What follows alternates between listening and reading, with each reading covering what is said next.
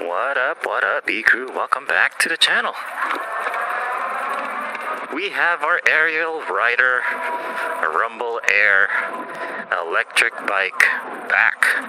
Hallelujah.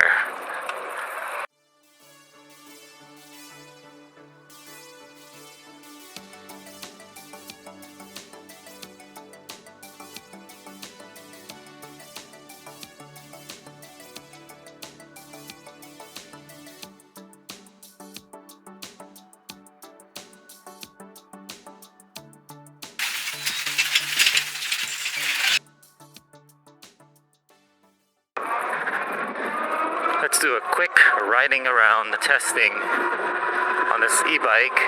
Tops at around 31 miles per hour, give or take. It's been about 8 months since this has been decommissioned. Something happened to where it had electrical errors. It was a communication error 30. But I think it may have something to do with when I started to put the fusion combiner, the battery fusion combiner. And then I contacted Ariel Rider about it and ordered a new controller, and then that didn't do the job. Then I ordered a new cable harness, and that didn't do the job.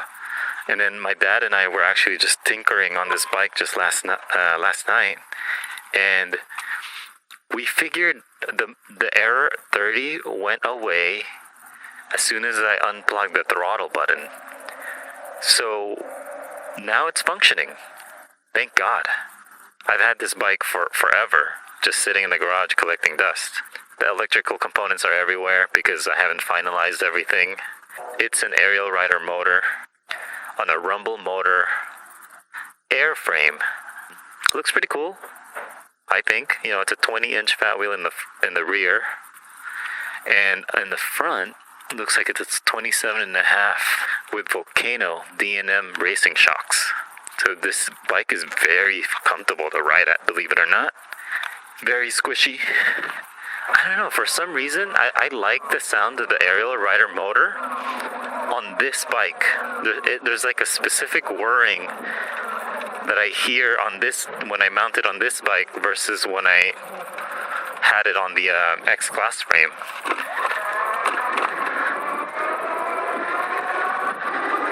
And this thing is really smooth, really squishy, really comfortable riding. I'm still working out the battery. Right now I'm running a 52 volt with a triangle battery. But I'm gonna charge the 48 volt. For some reason I don't have a charger. And then we'll see how that goes. Such a behemoth of a bike. Alright, let's finally get like some kind of measures here. At least the handlebars for me stand at around 41 inches tall. And check this out. This is probably what I'm surprised about.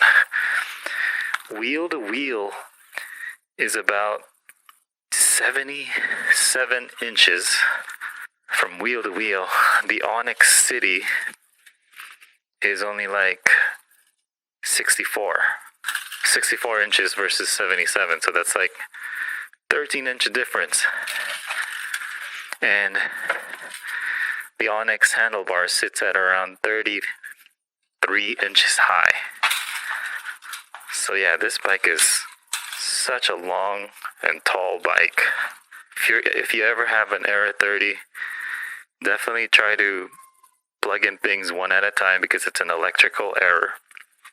It could be the harness, it could be the display, it could have been the controller, it could have been the motor. But in my case, it was the controller that I had to replace and the thumb throttle. Main downside, I think it's just such a huge bike, I can't really bring it in the SUV. It's the biggest bike, the longest bike, and probably the tallest bike that I have in the collection. It's like a motorcycle sized bike for sure. It's really comfortable pedaling. I got the PAS going. Looks like everything's functioning. Again, unique, one-of-a-kind electric bike. I just saw online that they don't even sell it anymore. They got their new version of Rumble Air. That's going to be today's quick vlog, folks. Thank you for tuning in. Like and subscribe for more content. Check out the useful links in the description below for additional discounts on your EV.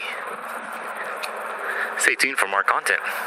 This is E-Bike Adventures signing out. See you guys in the next one. Peace.